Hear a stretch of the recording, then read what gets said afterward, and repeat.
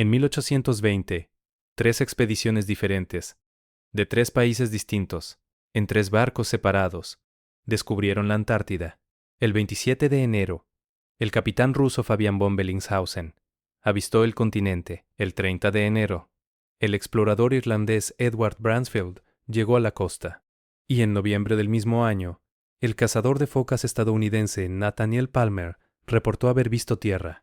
3 descubrimientos. El mismo año, el mismo continente. Ninguno de ellos sabía de la existencia de los otros, o al menos, esa es la versión oficial. Pero existe un problema con esta narrativa, un problema que nadie ha explicado satisfactoriamente. Si la Antártida fue descubierta en 1820, ¿cómo es posible que un mapa turco de 1513 muestre el continente con precisión geográfica, incluyendo detalles de la costa que no deberían ser visibles bajo kilómetros de hielo? Ese mapa existe. Se llama el mapa de Piri Reis.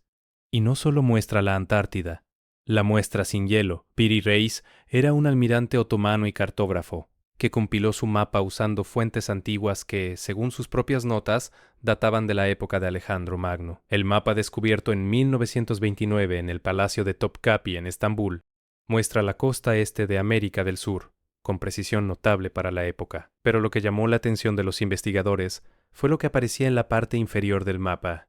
Una masa de tierra que correspondía exactamente con la costa de la Antártida, tal como fue mapeada por tecnología moderna, utilizando radar de penetración de hielo en la década de 1950. Y aquí es donde todo cambia. Porque esa costa, bajo el hielo, no ha estado expuesta durante al menos 6,000 años, según la geología oficial. Entonces, ¿cómo pudo Piri Reis dibujarla en 1513? ¿Y de qué fuentes antiguas la copió? Lo que hace que el mapa de Piri Reis sea aún más notable es lo que escribió en sus notas marginales. Piri Reis no afirmaba haber descubierto estas tierras él mismo. Específicamente declaró que estaba compilando información de más de 20 mapas fuente, algunos de los cuales datan del tiempo de Alejandro Magno y algunos basados en matemáticas. También mencionó haber utilizado un mapa dibujado por un infiel llamado Colombo, presumiblemente Cristóbal Colón, lo que sugiere que Colón mismo había tenido acceso a mapas antiguos que mostraban las Américas antes de su supuesto descubrimiento. Pero la referencia más perturbadora en las notas de Piri Reis es su mención a las tierras del sur, que están cálidas y habitadas por pueblos de gran estatura. Esto fue escrito en 1513, más de 300 años antes del descubrimiento oficial de la Antártida. ¿Cómo sabía Piri Reis que había tierras en el extremo sur, y por qué las describía como cálidas y habitadas? El profesor Charles Hapgood, de la Universidad de New Hampshire, estudió el mapa de Piri Reis durante años. En 1960, envió copias del mapa a la Fuerza Aérea de Estados Unidos para análisis técnico. La respuesta oficial de la Fuerza Aérea, firmada por el teniente coronel Harold C. Ohlmeyer, declaraba: los detalles geográficos mostrados en la parte inferior del mapa concuerdan notablemente con los resultados del perfil sísmico realizado a través de la capa de hielo por la expedición antártica sueco-británica de 1949. Esto indica que la costa fue mapeada antes de ser cubierta por la capa de hielo. La capa de hielo en esta región tiene ahora aproximadamente 1 milla de espesor. No tenemos idea de cómo los datos en este mapa pueden reconciliarse con el supuesto estado de conocimientos geográficos en 1513. No tenemos idea. Esa fue la conclusión oficial. Pero hay una explicación no oficial que nunca ha sido seriamente considerada en círculos académicos. La Antártida no siempre estuvo congelada, y cuando estaba libre de hielo, estaba habitada. Hapgood desarrolló una teoría que llamó desplazamiento de la corteza terrestre. La teoría sugería que la corteza externa de la Tierra podría desplazarse sobre el manto interno, causando que regiones enteras se movieran a diferentes zonas climáticas. Según Hapgood, la Antártida podría haber estado en una posición más templada hace miles de años, y luego se desplazó a su ubicación polar actual relativamente rápido, en términos geológicos. Esta teoría explicaría tanto el mapa de Piri Reis como las evidencias de vida antigua en el continente.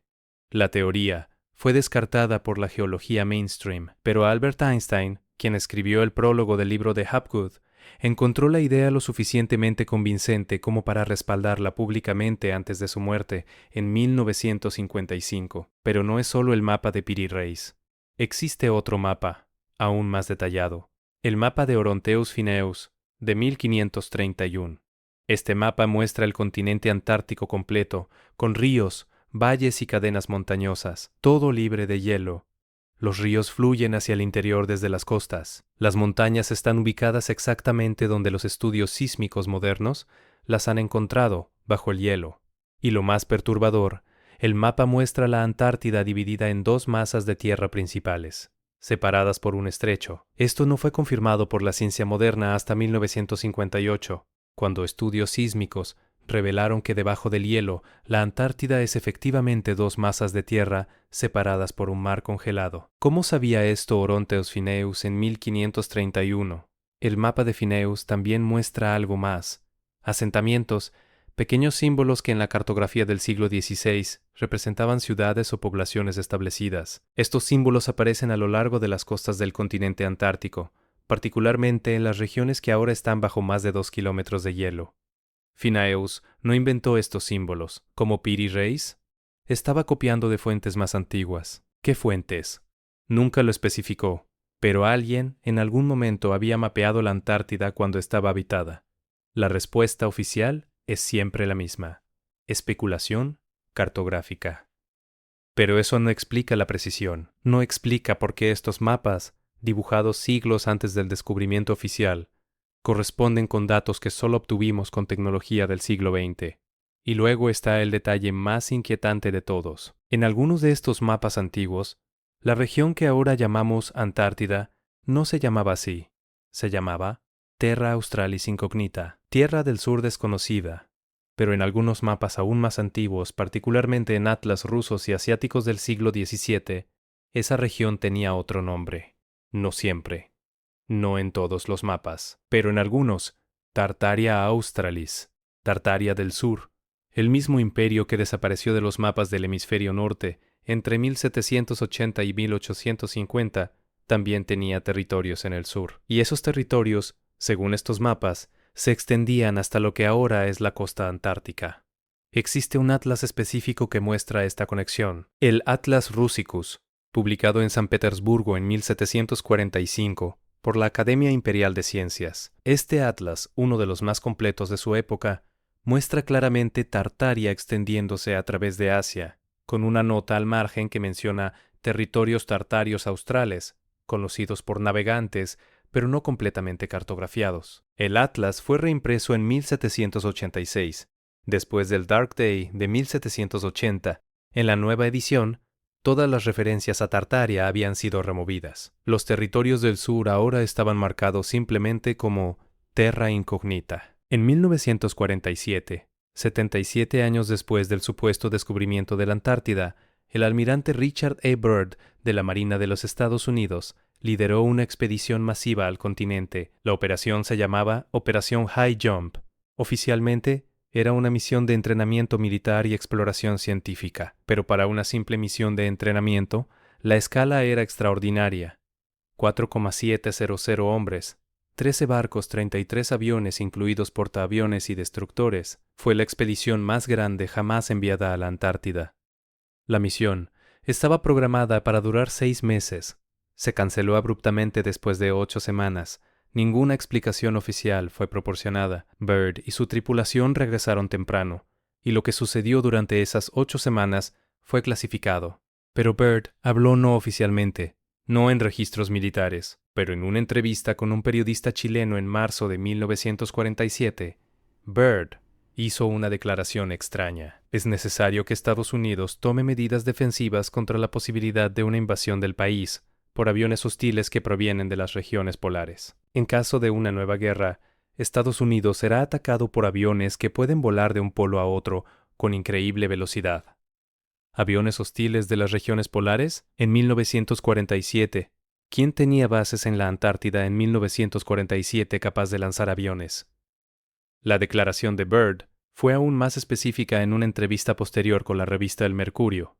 De Chile, Byrd afirmó que había visto tierra más allá del polo y que esta tierra estaba cálida y fértil. Describió valles verdes, lagos que no estaban congelados y lo que él llamó una vegetación que no debería existir en esas latitudes. Estas declaraciones fueron reportadas en periódicos sudamericanos, pero nunca fueron reproducidas en medios estadounidenses. Cuando periodistas intentaron entrevistar a Birds sobre sus comentarios después de su regreso a Estados Unidos, fueron informados de que el almirante estaba bajo evaluación médica y no estaba disponible para entrevistas. Byrd nunca habló públicamente sobre la operación High Jump nuevamente.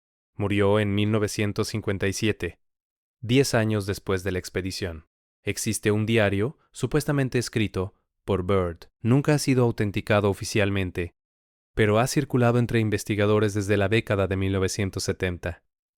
En ese diario, Byrd describe haber volado más allá del Polo Sur y haber encontrado valles verdes, lagos cálidos, y lo que él describió como una tierra más allá del hielo.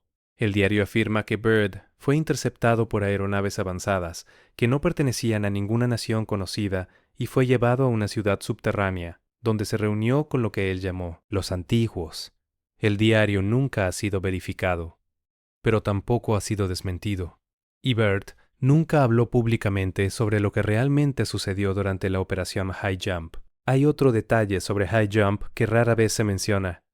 Varios miembros de la tripulación murieron durante la expedición. Las causas oficiales fueron accidentes operacionales. Un avión se estrelló. Algunos hombres murieron en condiciones climáticas extremas. Pero un informe médico militar desclasificado en 2004 menciona que varios tripulantes fueron tratados por quemaduras de origen desconocido y trauma por exposición a calor extremo durante la expedición.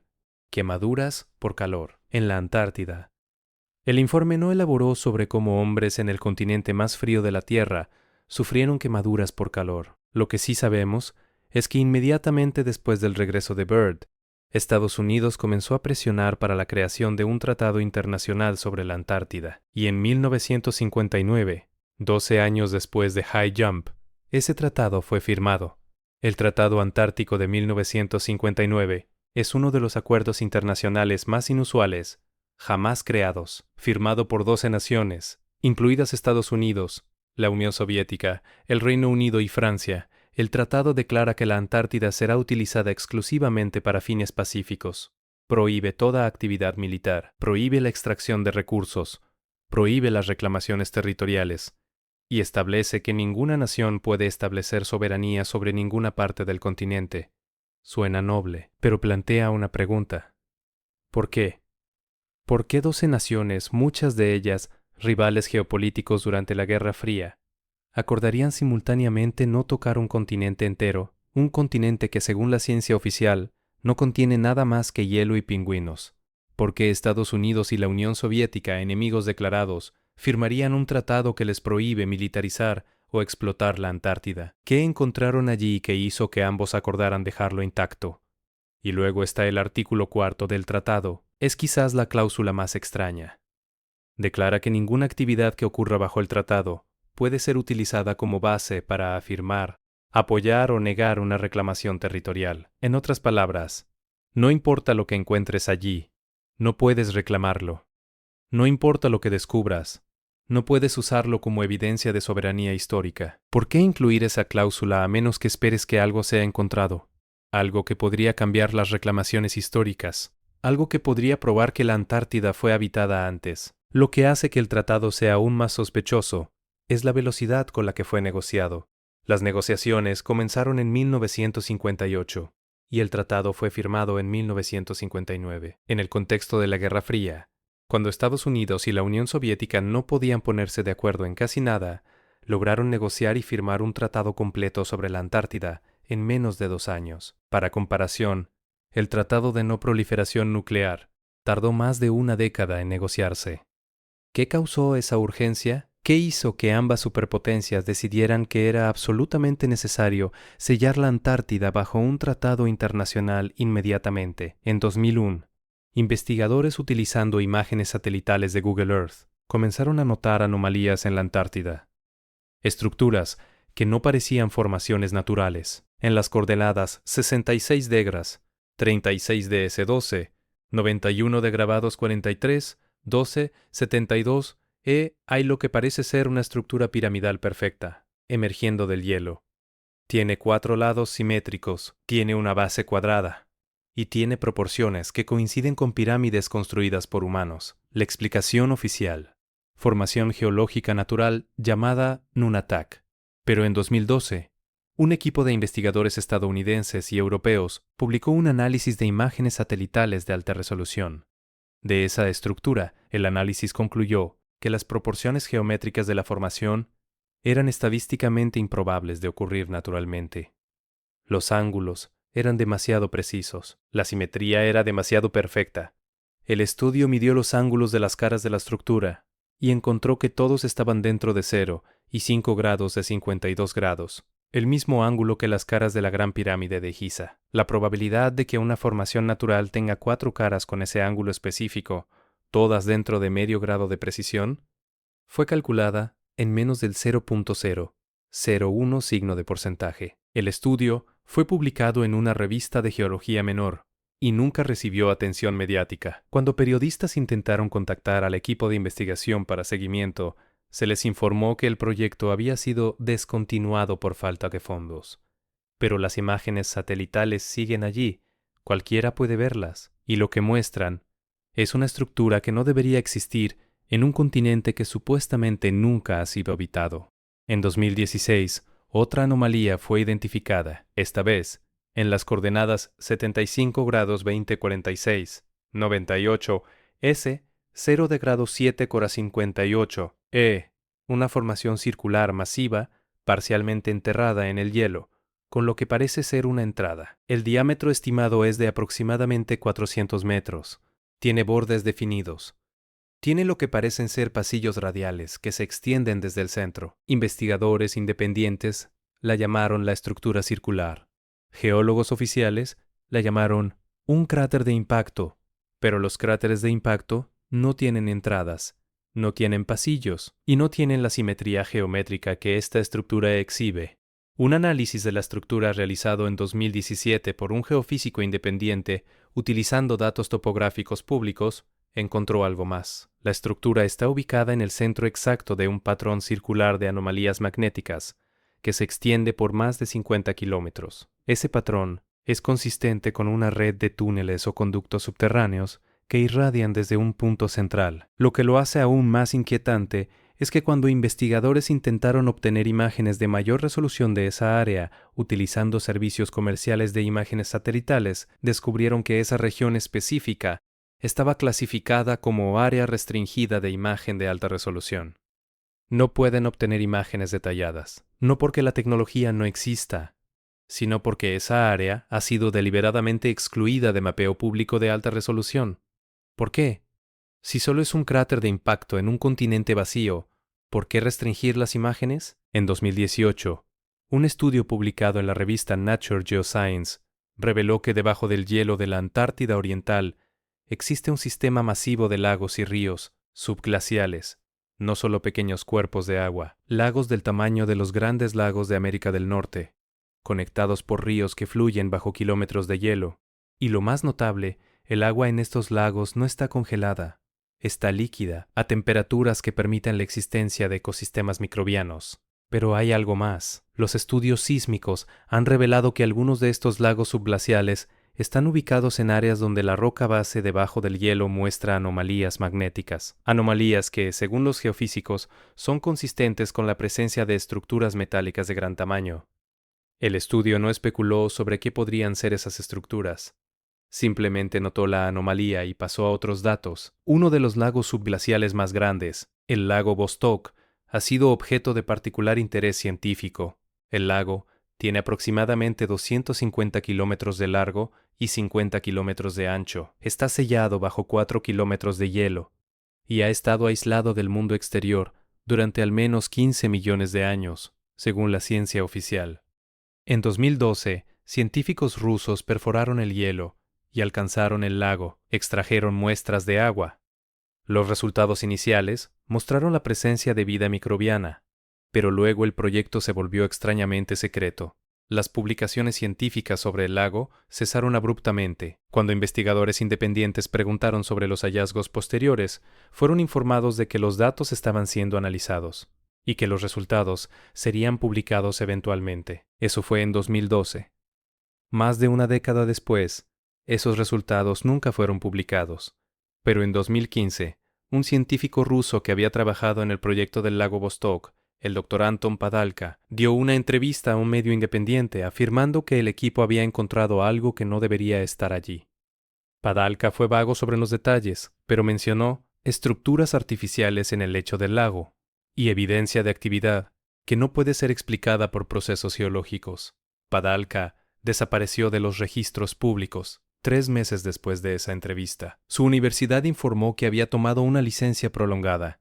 No ha sido visto públicamente desde entonces, pero cuando combinas lagos subglaciales de agua líquida con anomalías magnéticas consistentes con metal, con estructuras geométricas visibles en la superficie, con mapas antiguos que muestran la Antártida sin hielo, con una expedición militar masiva que fue cancelada abruptamente y con un tratado internacional que prohíbe la exploración militar o la extracción de recursos, empiezas a ver un patrón. Y ese patrón sugiere que la Antártida no es lo que nos han dicho que es. En mapas del siglo XVII y XVIII, Tartaria era descrita como un imperio que se extendía desde el hielo del norte hasta el hielo del sur. Los mapas mostraban territorios tartarios en Siberia, Asia Central, Alaska y en algunos casos territorios no especificados más allá del Mar del Sur. Cuando Tartaria desapareció de los mapas entre 1780 y 1850, no solo desaparecieron sus territorios del norte, también desaparecieron todas las referencias a territorios del sur. Terra Australis, que había sido mapeada durante siglos como una tierra templada y potencialmente habitable, fue repentinamente redefinida como un continente congelado e inhabitable. Y luego, en 1820, 3 expediciones descubrieron simultáneamente ese continente, como si hubieran sido enviadas con un propósito específico, como si alguien necesitara establecer una narrativa oficial de descubrimiento para reemplazar el conocimiento anterior que estaba siendo borrado de los registros. La pregunta no es si la Antártida fue habitada alguna vez. Los mapas antiguos, las estructuras satelitales y las anomalías geofísicas sugieren fuertemente que lo fue. La pregunta es, ¿cuándo se congeló? ¿Por qué se congeló? ¿Y qué quedó enterrado bajo el hielo cuando eso sucedió? Y la pregunta más importante, ¿por qué en 1959 las naciones más poderosas del mundo acordaron simultáneamente que nadie debería poder explorar, militarizar o reclamar ninguna parte de ese continente? Porque si solo es hielo y pingüinos, no habrían necesitado un tratado. No habrían necesitado prohibir la actividad militar, no habrían necesitado restringir imágenes satelitales, y no habrían necesitado clasificar los hallazgos de la operación High Jump durante más de 70 años. Algo está bajo ese hielo, algo que conecta con los mapas antiguos, algo que Byrd encontró en 1947, algo que hizo que 12 naciones rivales acordaran dejarlo intacto, y ese algo tiene un nombre que fue borrado de la historia: Tartaria Australis. El continente no fue descubierto en 1820, fue redescubierto, y luego fue rápidamente sellado bajo un tratado internacional que garantiza que lo que sea que esté allí permanezca oculto. Las preguntas persisten, las anomalías permanecen, y la Antártida sigue siendo el continente más prohibido de la Tierra.